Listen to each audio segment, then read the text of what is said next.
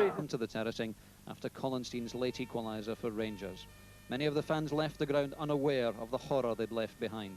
That horror has stayed with everyone who was there that foggy January evening. It was like a picture from the last war. The bodies were just all over the place. And was there anything you could do? Nothing. Anyone who really needed treatment could have done this themselves. But the rest were just dead. There was nothing you could have done for them at all. Those tragic events, though, did lead to the construction of this new Ibrox Stadium. And Rangers chairman David Murray will unveil a plaque before today's match to commemorate those events of 20 years ago. Good afternoon to you. A happy new year from all of us on Sports Scene as we look forward to bringing you the first big football occasion of 1991, the Old Firm match between Rangers and Celtic. Let's join our match commentator, Jock Brown. So the two teams arriving on the playing field together and taking the salute of the supporters. Two muskets for Rangers.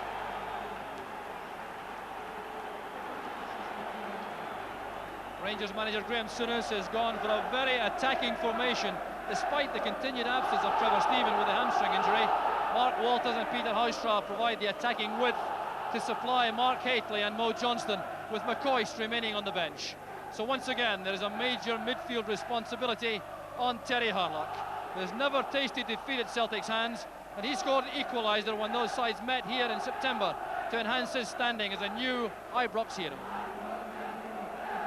Darius Dovcek has failed a test on his injured Achilles tendon, so Anton Rogan comes in at left back and Derek White returns alongside Paul Elliott. Jerry Craney replaces Alec Matthew, and Charlie Nicholas makes way for Andy Walker, who plays for the first team for the first time since the Skoll Cup semi against Dundee United on 25th September, when he came on as a second-half substitute. And fittingly for this big match, one of the most experienced and highly rated officials in Scotland just now, Jim McCluskey from Stewarton. Here is David Murray, the Rangers chairman, coming out with John Gregg, the relations executive at Ibrox, for the unveiling of the plaque reflecting the disaster of 1971. A 1 minute silence will follow.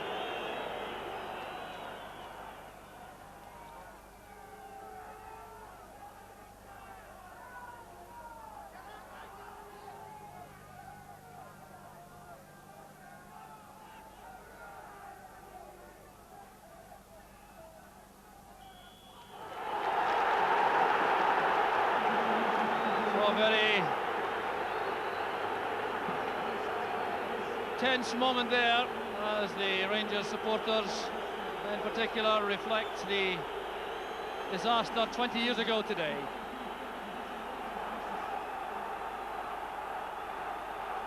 So Celtic starts the first Old Firm match of 1991, looking for only their second victory in the league here at Ibrox since Graham Souness arrived as the Rangers manager in April 1986.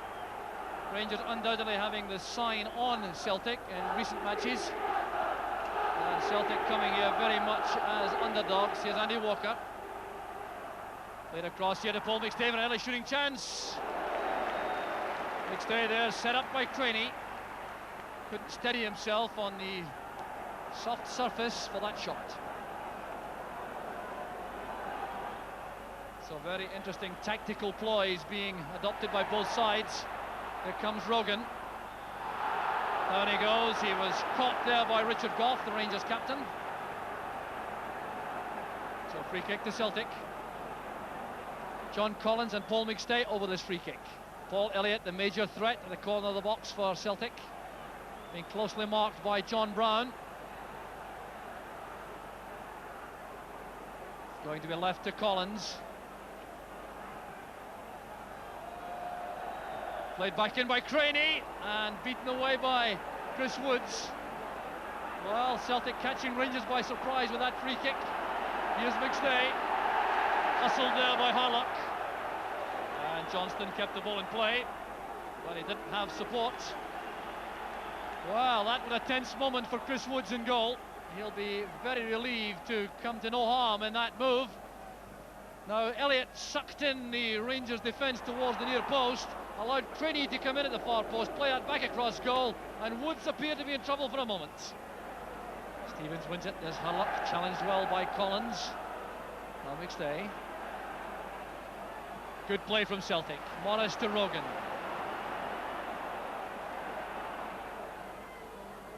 The ball played into space on the right, but there's no one there for Celtic. There's Monroe. Well, that's fine running by Hoystra on the left. Bringing Elliott across. Well, in too much of a hurry with the ball inside. Good pass that from Stevens to Monroe.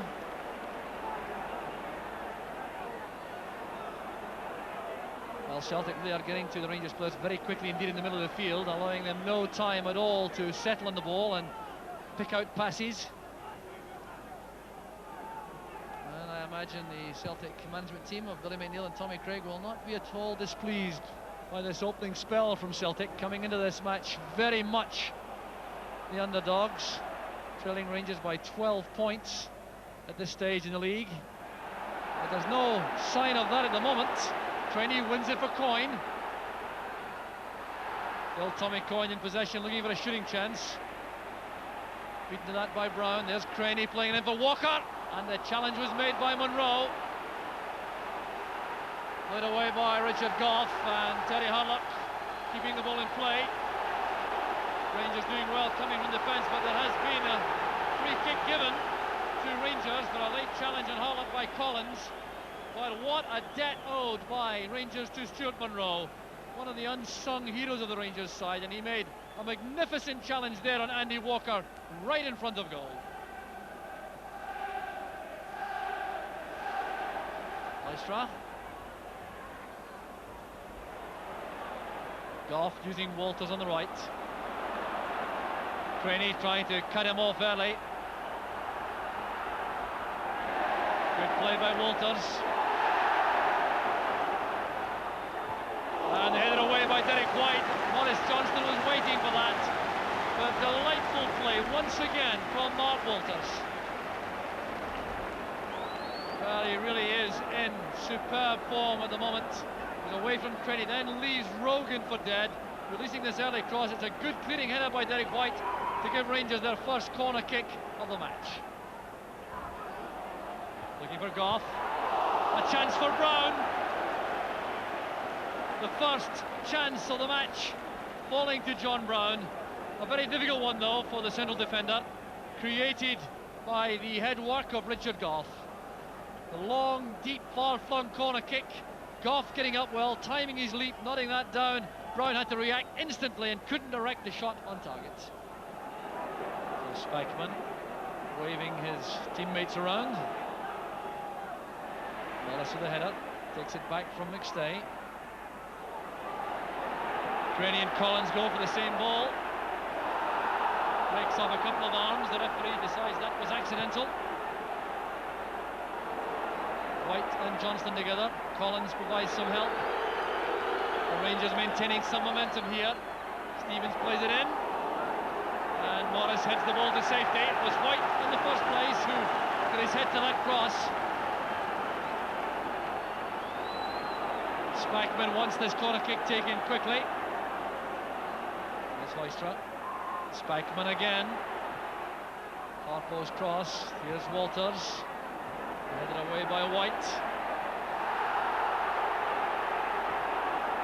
Rogan and Stevens clash.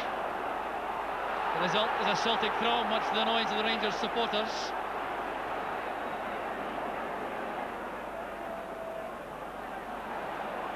Once again, it's Celtic's ball.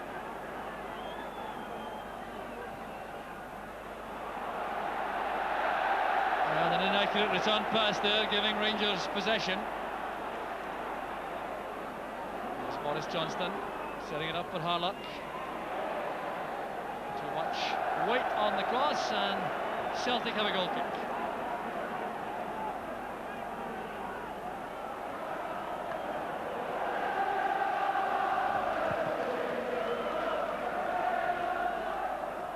So John Brown goes to tidy up at the back.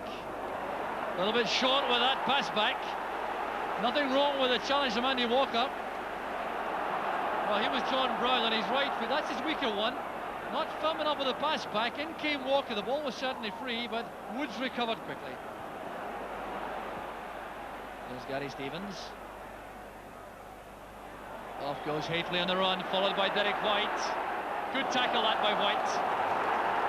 Well, he clearly thought the last touch was by Hateley. The linesman disagreed.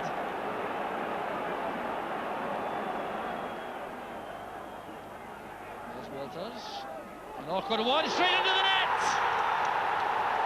Walters has scored for Rangers. What a remarkable corner kick, right out of the blue. Well, he took that with his right foot, and Pat Bonner could scarcely have expected an in-swinger. Just watch this again, bending it right under the crossbar. Bonner arriving too late, and Rangers go ahead. Well, this is 1-2 saver without any question. Played in with the outside of the right foot, smarming it under the crossbar, and beyond Pat Bonner for Walter's 13th goal of the season. Well, another moment of magic from the former Aston Villa player. And Pat Bonner must be wondering what hit him there, because he hasn't had to make a save in the match so far, the Celtic goalkeeper. And that little moment of magic from Walters sees him pick the ball out of the net again. Two players colliding there accidentally, Walker and Spackman. There's Goff. Stevens. Good play by Goff, going forward again, trying to pick out Johnston in the box. And Rangers have taken great heart from that opening goal. And once again, a superb interception there by Derek White. Otherwise, Maurice Johnston had an open goal.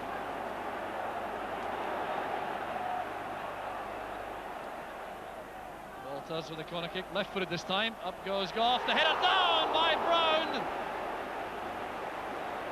Well, John Brown's second goal attempt of the match, and that, I think, was a clearer-cut chance than the first. Variation from the corner, played left-footed, but way out into the penalty area by Walters. Appeared to be swirling in the air. Goff get up so well.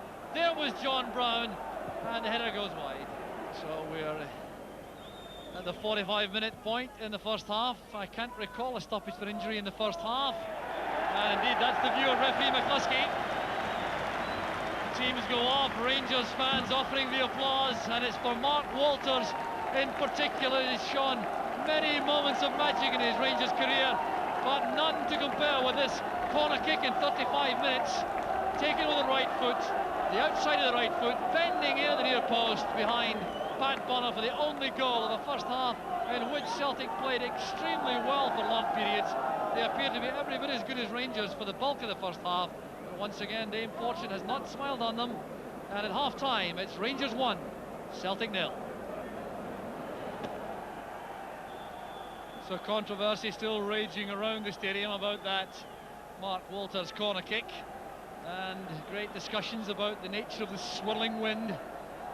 Basically the wind is blowing from left to right, which would have blown it away from Pat Bonner's goal in the first half and Chris Woods in the second, but there are certainly little swirling indications over in that far corner where Walters took the corner that the wind may well have helped to blow the ball in towards the Celtic goal. And Celtic goalkeeper Pat Bonner carrying a lot of responsibility in the eyes of most of the supporters inside the stadium, but Celtic have to forget all that and come back again, as Anton Rogan is trying to do. Walker dwelling a little bit too long on that, allowing Hoystra to go back with a headed pass back.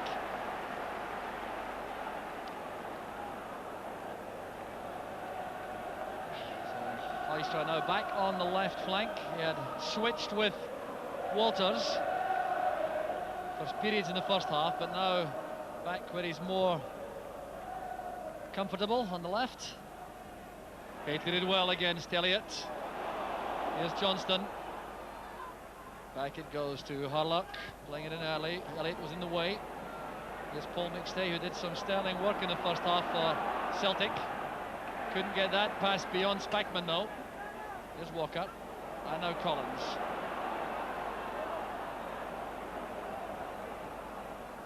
Craney made a good angle for him. Coyne was caught on his heels though. That's a foul, all right. Johnston hacked down from the rear by Derek White. Johnston back to Hurlock. That's aimed towards Haitley. Hoystra coming in from the left. Tackle made by Morris. Here's Paul McStay. Tremendous ability to look all around them as the ball arrives, to control the ball and still know exactly what's happening in every direction, Paul McStay. Here's Brown now. Well, John Brown perhaps had the best 2 chances of the first half for Rangers, going up for corner kicks. One he shot past the post, one he headed wide.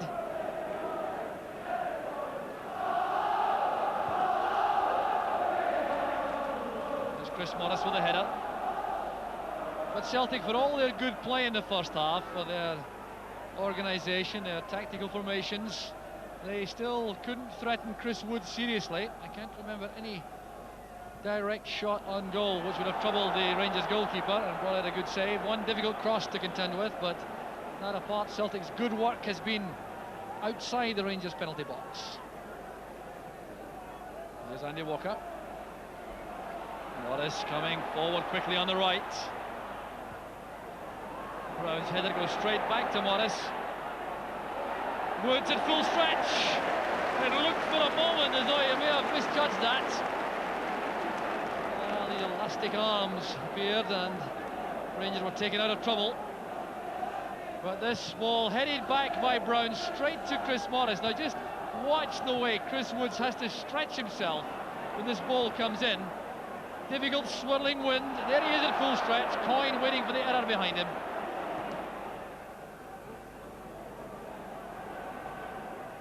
Came off Haitley's head. There's Morris. Well, the high ball's really not going to cause much trouble, I think, for the Rangers defence with Goff and Brown there. Pass from Stevens was intended to release Maurice Johnston. Well, Johnston has really had very poor service in the match so far. He had very few chances to show his striking ability.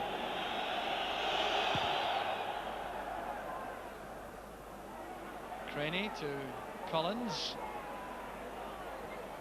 Forcing it forward for Coyne, but Goff was very quick with the tackle. Collins eased out of that by Hurlock. That's for Haitley.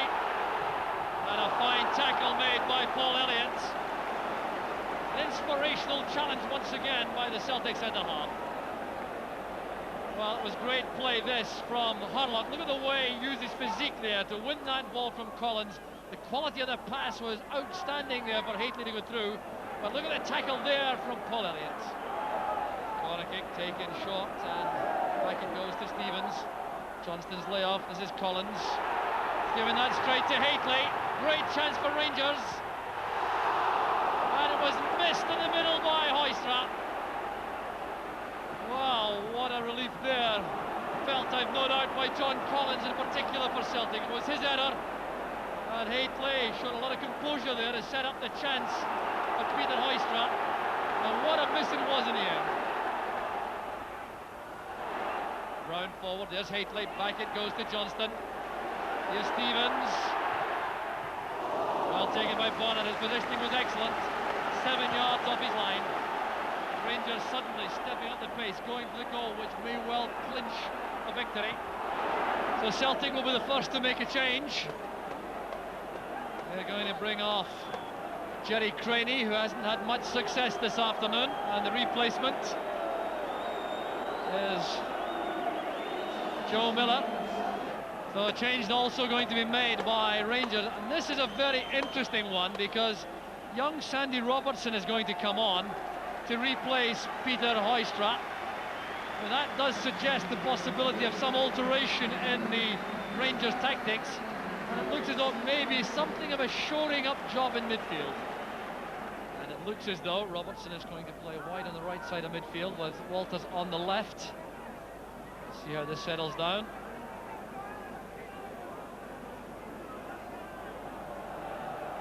That gives a little bit of extra defensive quality to the right flank of the Rangers side, where Joe Miller has come on as a fresh man.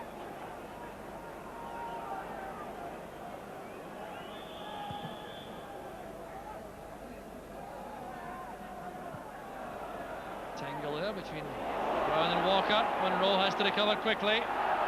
Coyne will retrieve this for Celtic. Celtic players racing into the box now as Coyne felt that challenge from Monroe, who recovered very well indeed for Rangers. There goes Walters, trying to get away from Collins. Nowhere of that corner for Walters. He was fouled though by a combination of Morris and Collins. The free kick taken quickly, but too quickly for the liking of the referee. Tommy Coyne is still out of the play over at the far corner flag. The referee hasn't spotted that. There's Brian Scott, the Celtic physio, inviting Coyne to leave the field for treatment. Celtic reduced to 10 men for the moment. Charlie Nicholas in reserve. Walters quite happy to take the ball towards the corner flag. A difficult one for Bonner. He's missed it again. And it's thumped away by Derek White. But what an unhappy occasion this is proving to be for the Republic of Ireland goalkeeper Pat Bonner. McStay and Hurlock clash fiercely in midfield. But look at this. Long ball played in. Bonner appears to have that under control. It slips through his hands like a bar of soap. He couldn't gather it, but he had Derek White there to save the day for Celtic. There's Andy Robertson, tackled well by Rogan. Derek White's header. Walker and Brown in a tangle of legs, but here's Paul McStay trying to work his way clear. He was fouled there by a combination of Spackman and Monroe. Free kick's been given. McStay really is trying to assert himself in midfield for Celtic, playing a real captain's role, trying to turn the tide back Celtic's way. Morris flights it in. Oh, that's well taken by Woods. Superb goalkeeping. Made up his mind instantly, came off his line like a sprinter to make that catch. Just look at this, played in dangerously by Chris Morris. Coyne was going for it, but Woods made up his mind early, it was his ball. Brown doing well there, hooking the ball back towards Monroe. Gately chesting it back for Walters.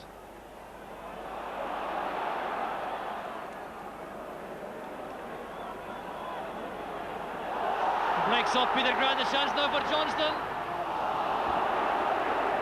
Well, the kind of opportunity he normally snaps up, and he'll be very disappointed with that.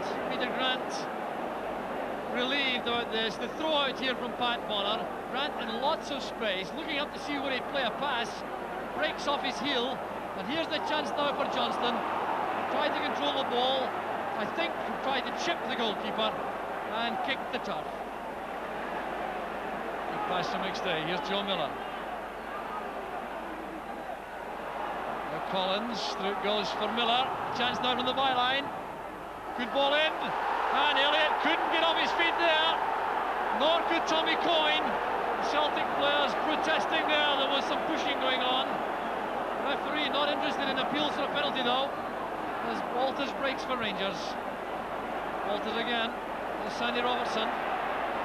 Beaten to that by Grant, but here's Robertson now with a great chance for Rangers. Taking on Bonner, pulling it back for Haitley.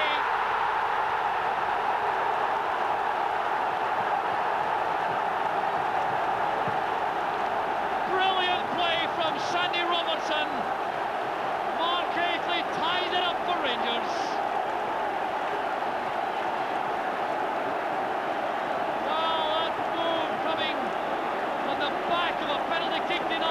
Celtic, so controversial, all right. Here was Mark Walters. Now this should have been tidied up by Peter Grant. It says first error of the match almost, and here's Sandy Robertson. Now just look at this, confidence, for composure, for vision, and the pass made it easy for Haitley. Well, Sandy Robertson will enjoy seeing this again. 19 years old, remember. And look at the way he took on the goalkeeper. Pulled that back into the path of Haitley with such accuracy. So 2-0 to Rangers, and Mark Haitley gets his second goal courtesy of Sandy Robertson. The Celtic supporters chanting defiantly behind Chris Woods. Well, they really are remarkable remarkable in their support of their team.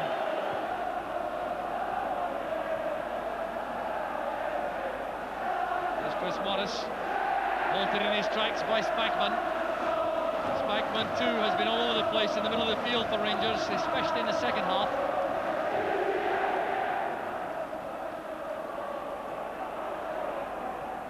Coyne sends it back. Morris trying to take on Walters. Munro collects for Rangers.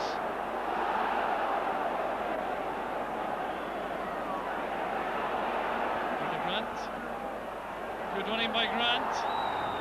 Fine play by McStay. Here's a chance for Celtic. That is cleared off the line by Richard Goff from Joe Miller.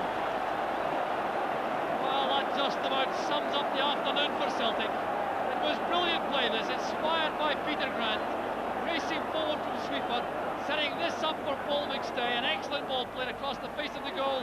There was Joe Miller. Woods was beaten, but Goff was there. Another corner kick for Celtic. It's only their second of the match now coming up. Well, a goal now for Celtic would certainly give us a grandstand finish. Gaisley back, helping in defence, nudging that away from Paul Elliott.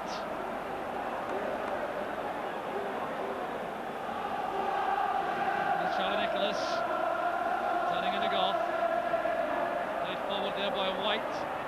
And it's hit into the side netting by Tommy Coyne. Well, you have to hand it to Celtic for their determination in battling back in these closing minutes.